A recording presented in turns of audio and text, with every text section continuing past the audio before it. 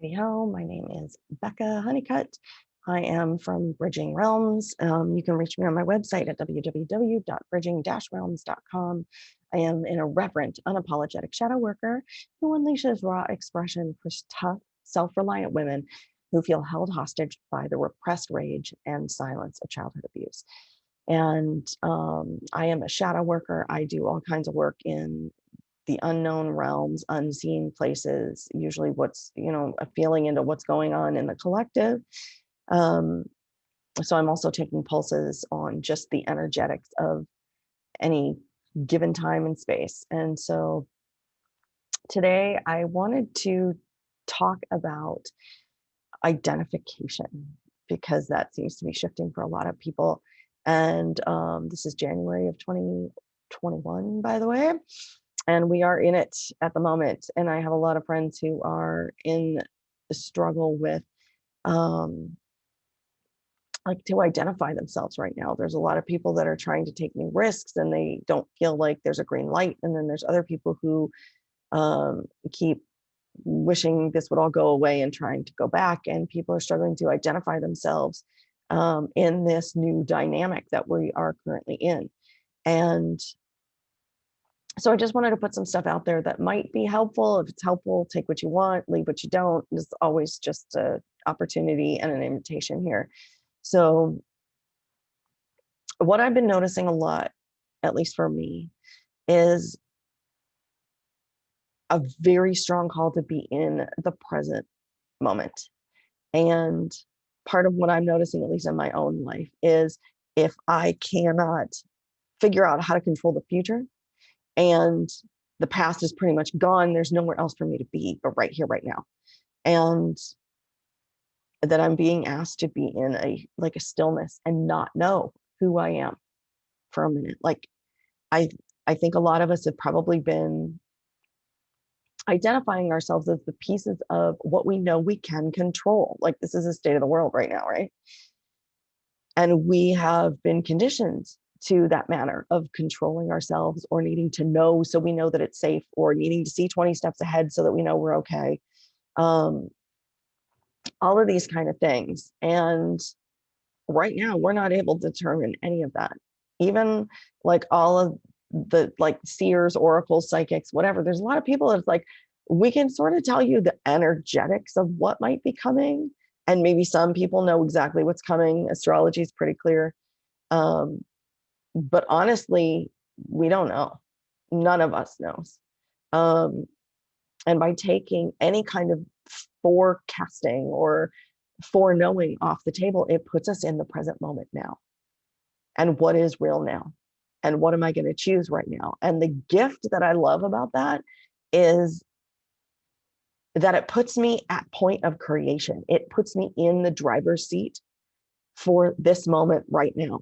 When I don't have something to, well, I do have stuff to compare it to, but if I choose not to compare it to what happened in the past, then I'm not still struggling with wanting to go back there.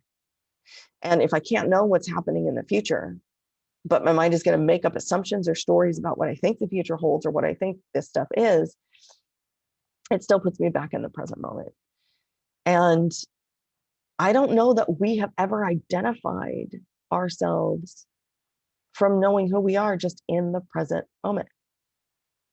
So, like, what happens if you just stop everything and like stick your hands on your heart and breathe and just let your hands sink into this area and let your mind also sink into this area underneath your hands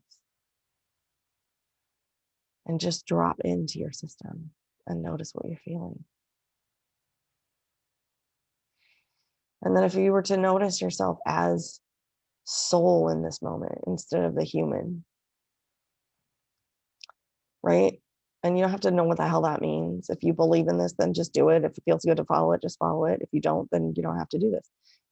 But if I'm gonna identify myself, or if I'm gonna notice my soul self, what does that feel like? And if I allow that feeling to take over my whole body, How does that put my body at ease?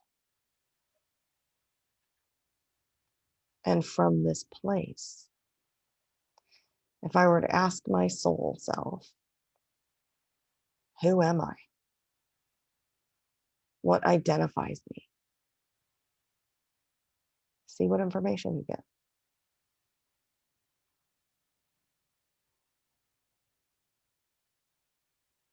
What is my true identification? What am I holding on to that is no longer identified with me or that wants to be complete?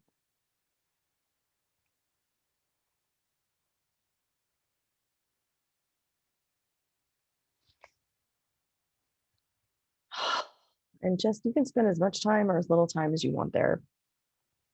It's just a brief little exploration to take you further into self, into a place of touching into calm and into knowing yourself as something more than this moment, more than this body, more than all this horrible shit you think is going on. Or maybe not, horrible shit isn't going on, and maybe you're expanding, but you still don't know who you are.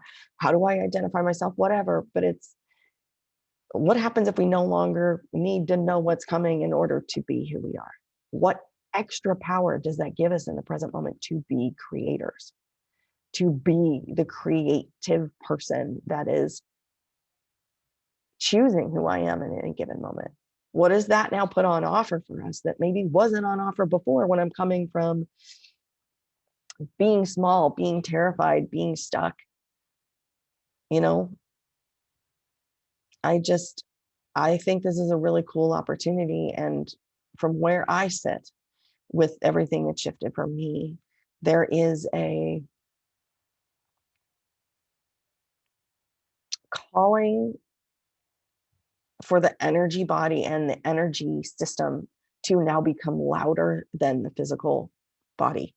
And to me, that also means the energetic realms or the spiritual realms are now becoming louder than the physical realms. And there are a lot of people who are very attached to the physical realms that don't know what the hell that means, don't know what the hell is going on, and are afraid to let go of what they have known and fearful to reach for what they cannot see.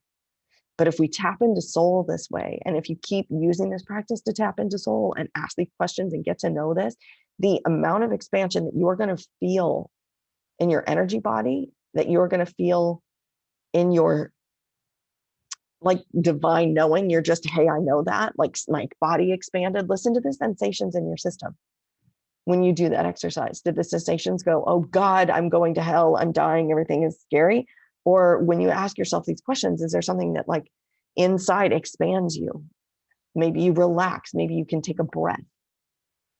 Maybe you drop deeper into connection with that divinity that is you, or divinity that is outside of you, whatever it is. What does this connect for you? What does this expand you to? And get way more curious about what expands you than focusing on the shit that keeps you small and keeps you drowning in fear. That's what's on offer today. So I hope you enjoyed that little tip and tool. If you're interested in more stuff like this, feel free to go to my website, which is www.bridging-realms.com, and sign up for my free monthly newsletter. If you are some of the people that I help, my tough, self-reliant women survivors of childhood abuse, I also have a free gift for you down there as well. It's a 5-step free guide to freeing the trapped energy of childhood abuse. So if you have anything else, let me know. Shoot me an email, type stuff in the comments, whatever it is. And I will see you on another day. All right. Bye.